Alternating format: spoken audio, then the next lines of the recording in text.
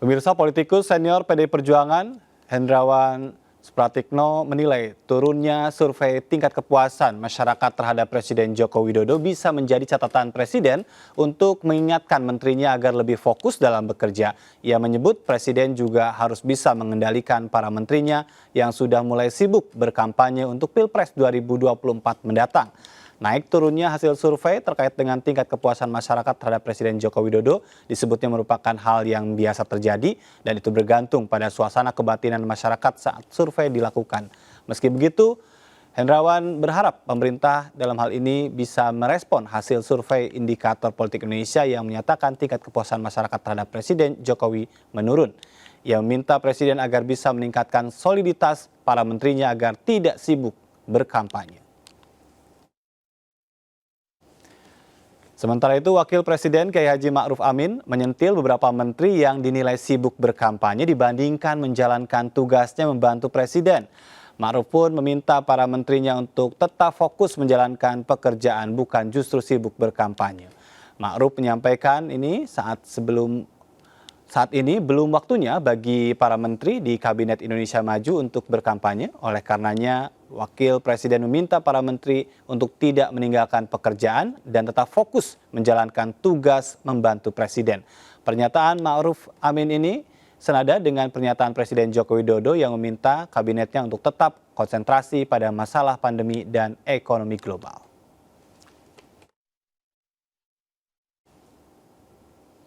Kita lanjutkan kembali dialog kita malam hari ini.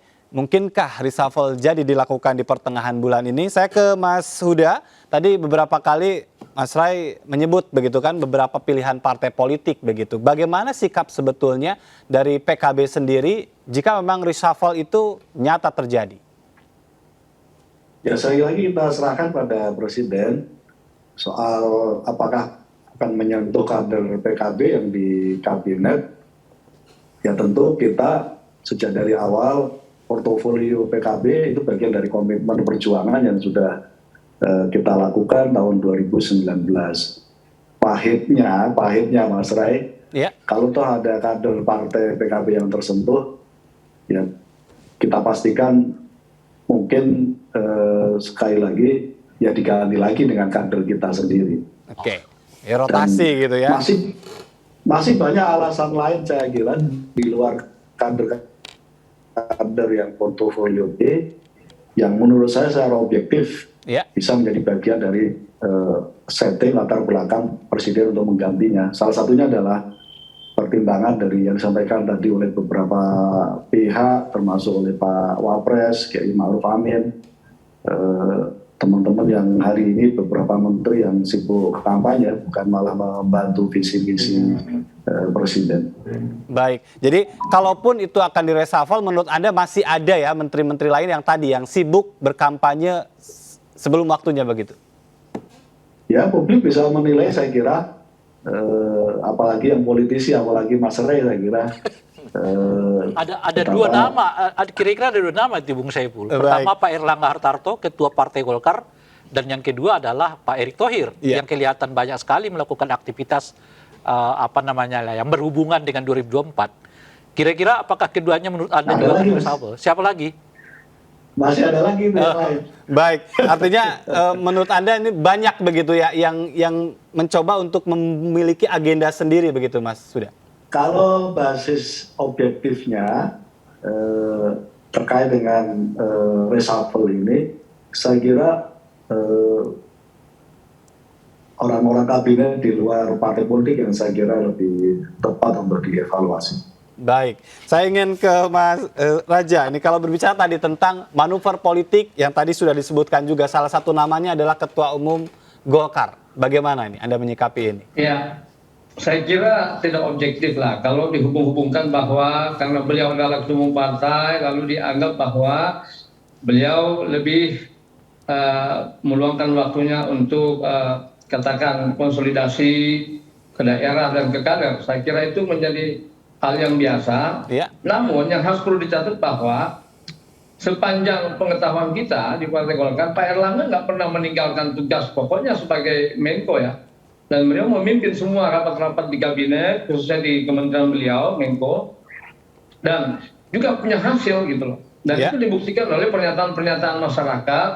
Beliau sebagai ketua pemulihan ekonomi nasional, dan itu terasa saya kira. Oleh karena itu kami berharap memang nggak ada alasan kalau Pak Erlangga atau dari isu-isu akan diganti. Saya kira tidak. Baik. Kami berharap mereka, karena Pak Erlangga bekerja sangat baik. Baik, saya ingin ke Mas Rey. Bisakah itu dijadikan sebagai alasan? Artinya ya ada beberapa nama tadi, ada Ketua Umum Partai Golkar, walaupun tadi itu dalam konteks tidak meninggalkan tugas, kata Pak Raja.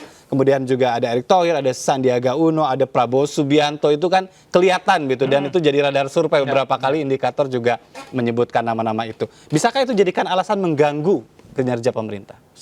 Kalau ini dua hal ya. Pertama soal apakah itu akan mengganggu kinerja? Menurut saya jelas akan mengganggu. Jadi misalnya kan sebetulnya dugaan saya, kebutuhan Pak Jokowi kepada anggota kabinet ini bukan hanya bekerja jam 7 sampai jam 5 sore gitu loh. Tapi kalau bisa bekerja 24 jam kali 7 hari kira-kira. Jadi full harinya itu adalah bekerja untuk anggota kabinet, apalagi dalam kondisi kayak begini gitu. Jadi misalnya kalau ada anggota kabinet yang membayangkan dia bekerja jam 7 pulang jam 5 gitu, itu menurut saya justru bukan pilihannya Pak Jokowi gitu ya. Nah, itu satu. Nah, oleh karena itu, tapi sekalipun saya menyebutkan tadi ada beberapa partai yang nampaknya nggak akan tanda kutip lah di reshuffle oleh presiden gitu, bukan berarti kemudian mereka mungkin kita nilai memiliki kinerja yang bagus gitu, tapi lebih karena pertimbangan politik.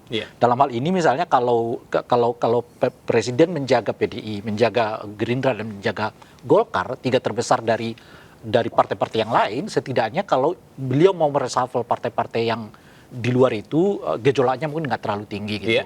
Nah, yang menarik itu adalah Erlangga. Erlangga adalah ketua umum partai politik sekaligus anggota kabinet yang sangat memiliki kewenangan yang sebetulnya sangat kuat gitu ya. Tapi bagaimana nanti Pak Jokowi akan melakukan ini gitu. Saya kira Pak Jokowi nggak akan melakukan reshuffle, tapi besar kemungkinan akan ada desakan yang begitu kuat kepada Pak Erlangga agar beliau memang lebih concern begitu, lebih memilih antara tetap menjadi anggota kabinet atau menjadi ketua umum partai. Bahkan boleh jadi itu akan terjadi di internal Partai Golkar sendiri. Sebab seperti kita ketahui sampai sekarang ya, elektabilitas Pak Erlangga nggak terlalu cukup menonjol. Yang kedua, elektabilitas Partai Golkar juga nggak terlalu besar. Dan yang ketiga, meskipun kelihatan masih kecil gitu, riak-riak di internal Partai Golkar juga sudah mulai muncul kan, yang menginginkan supaya Pak Erlangga ada munas lup lah misalnya, kira-kira begitu ya, dan seterusnya gitu. Pada ujungnya menurut saya memang Golkar harus memilih apakah mereka akan tetap di dalam anggota kabinet, dalam pengertiannya Pak Erlangga, tentu anggota yang lain masih oke gitu ya, atau ya Pak Erlangga yang digadang-gadang oleh Golkar sebagai calon presiden ya harus dibebaskan dari tugas-tugas kenegaraan untuk betul-betul fokus dalam dunia Tapi politik. Bisakah kita menerima atau publik bisa menerima tidak menteri yang punya dalam tanda petik agenda walaupun memang tidak mendeklarasikan secara nyata begitu kan, dia akan jadi calon presiden? Nggak bisa, ini soal waktu aja. Jadi ada yang hari ini, ada yang besok, ada yang lusa gitu. Tapi mereka-mereka yang punya niat untuk menjadi calon presiden 2024 mau tidak mau harus deklarasi. Justru ketika mereka jadi anggota kabinet. Kenapa sih mereka mempertahankan diri jadi anggota kabinet? Karena ada keuntungan politik. Jadi kalau mereka deklarasi setelah keluar dari anggota kabinet, itu perhitungannya mungkin nggak terlalu besar ininya. Baik, jika demikian mungkinkah dalam konteks reshuffle ini juga memungkinkan orang untuk mengurangi tawaran politiknya, orang ini udah mau nih maju, udah kita keluarin aja. Toh nanti juga tidak punya suara banyak begitu pada saat sudah tidak menjadi menteri. Bagaimana, Mas Kennedy? Tentu saja ada istilahnya what is the purpose of horse trading gitu ya. Ya, it's to create a stable government gitu. Jadi ya tentu saja posisi menteri itu tidak bisa dipungkiri, itu dalam setiap pemerintahan itu selalu dijadikan bargaining chip itu antara presiden dengan ketua-ketua partai gitu. Oleh karena itu bagaimana dinamika di 2024 ini, tentu saja isu reshuffle ini tentu akan tetap menjadi bargaining chip baik itu bagi presiden sendiri maupun bagi ketua-ketua partai, bagaimana memainkannya terkait dengan koalisi dan komposisi di 2024 nanti. Baik, tapi apakah bisa menjadi pertimbangan mereka yang mulai menunjukkan gelagatnya untuk jadi capres itu untuk jadi bahan evaluasi Pak Jokowi?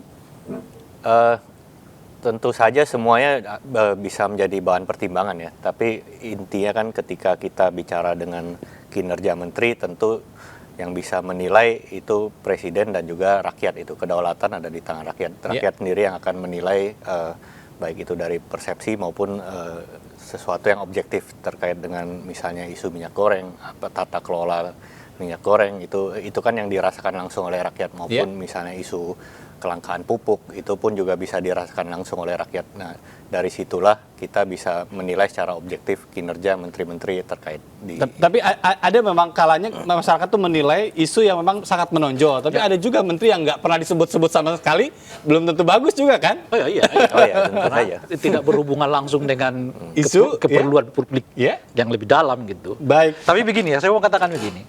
Kalau reshuffle-nya benar-benar dilakukan pertengahan Juni ini, ketua-ketua partai itu akan aman. Gitu. Kalau Juni ini, pertengahan ini. Jadi nggak ada pertimbangan yang cukup kuat bagi presiden. Dan itu beresiko. Kalau sekarang presiden melakukan reshuffle terhadap mereka. Masih ada 2 tahun lagi loh. Di tengah di mana begitu banyak proyek dari presiden yang boleh jadi mendapat hadangan di tengah perjalanannya gitu ya. Jadi dukungan politik tetap perlu bagi presiden. Oleh karena itu kalau reshuffle dilakukan Juni, ini aman. Baik, gitu. Tapi yang menjadi pertanyaan kemudian bisa jadi sebetulnya reshuffle ini untuk memasukkan karena ada posisi wakil menteri yang masih kosong. Ini jangan-jangan PKB juga masih mengincar posisi wakil menteri itu ya. Tapi nanti kita jeda dulu. Kita akan kembali tetaplah bersama kami di MNC News Prime.